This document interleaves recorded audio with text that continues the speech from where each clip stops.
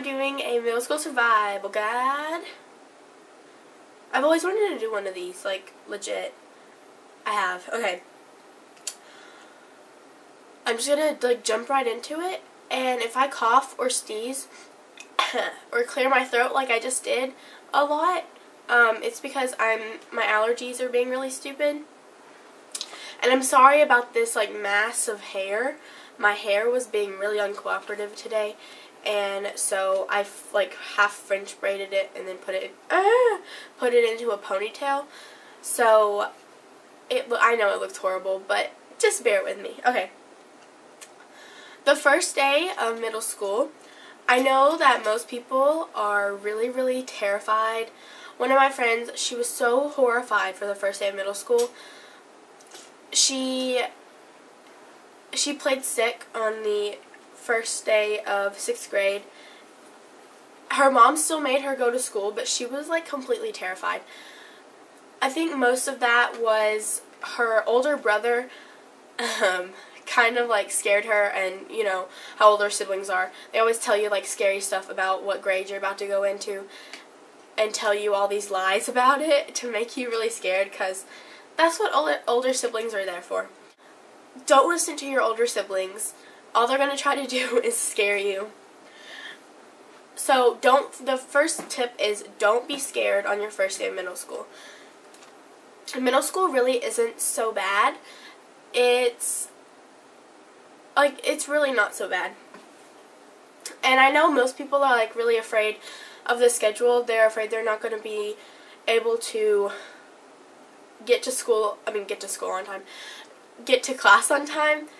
I know I was kind of, like, scared about that. I'm a fast learner, and I can, like, get stuff really easily, and so the schedule for me really wasn't that hard.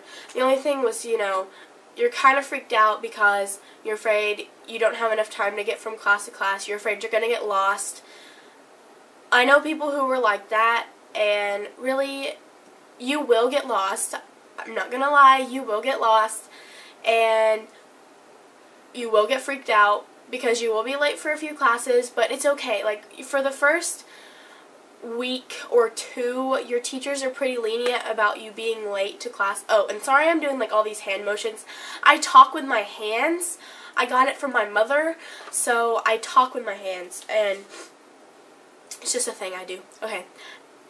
And, like, your teachers will be pretty lenient for the first week or two of school because you are just now getting into a new schedule and you are still learning it, so they'll be pretty lenient about that. But then after a few weeks, they'll be like, why are you still late for class? Like, I don't get it, you know, you should be on time.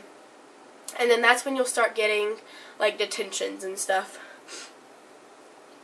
And now to freedom in middle school. You basically have no freedom.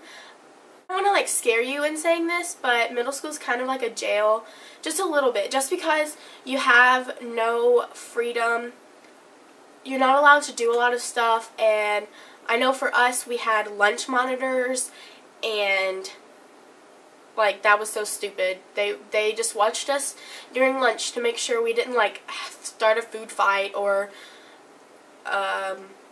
I don't know, get our phones out. But really, don't try not to get on a lunch monitor or any kind of monitor's bad side, because then they're going to be watching you and they're not going to watch anyone else. So if you do something bad, they're only going to catch you. So really, don't get on their bad side. And just follow the rules. Be a good kid. Follow the rules. And because once you get in high school, you don't have as many rules. So just try to put up with the rules that you have in middle school, because they'll all be gone in high school. Next is, like, academics. The academics in middle school really aren't that hard. Well, at least for me, they weren't that hard. For 6th grade, I, like, flew through everything. I was, like, acing every little thing. But then I moved to a private school in 7th grade, and it really kind of kicked me in the butt and made me realize that I really have to work a lot harder, because it was a lot harder. It just all depends on where you go to school. I think just where you go to school is kind of how hard your academics are going to be. Because I live in Tennessee, and compared to like New York or somewhere, I have no clue what school's like there. I've lived in Tennessee my whole life, so yeah, I don't really know. And then don't procrastinate, because if you procrastinate, it kind of makes life harder on you. I know from personal experience, like in 8th grade, I procrastinated so much, and it really makes your life harder because it makes you really stressed out, because you're always thinking, like, you say you're playing on the computer and you let time fly and you don't pay attention, and by the time you get off the computer, it's 10 o'clock and you're already ready to go to bed, and then you realize that you have a huge test the next day and you haven't even started studying for it. Like, it really makes life really stressful for you, and it makes it really not fun.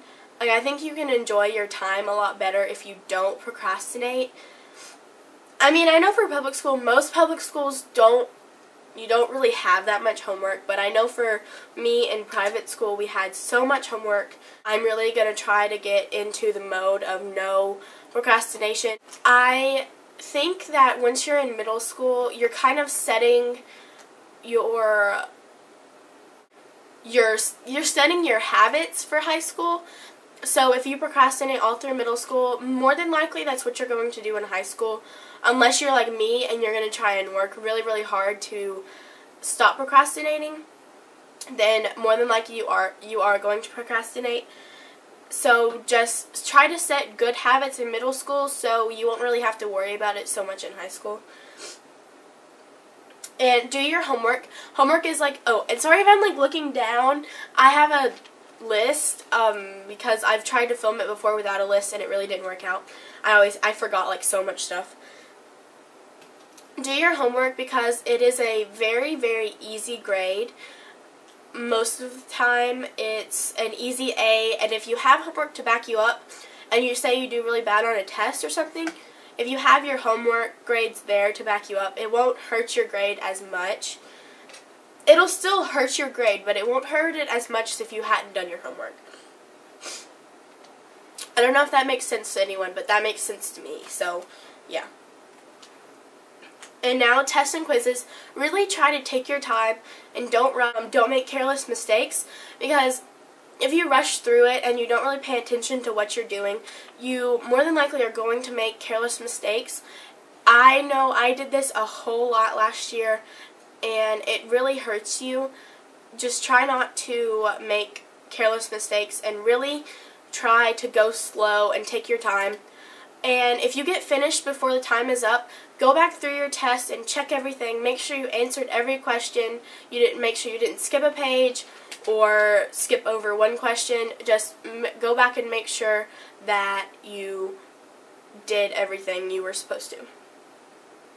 And also pay attention in class, because I know from experience, if you daydream or just do something else in class instead of pay attention to the teacher, you can miss something that's important, miss something that's going to be on a test or something.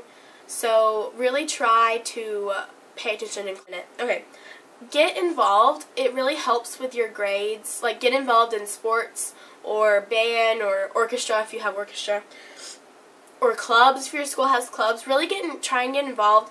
I think it really helps with grades and with time management. For me, it worked. I did a sport in 6th, 7th grade, and it really helped me to know when I had to do my homework, because I wasn't getting home till really late. And 8th grade, I wasn't doing a sport, and I procrastinated everything and didn't pay attention to what time it was.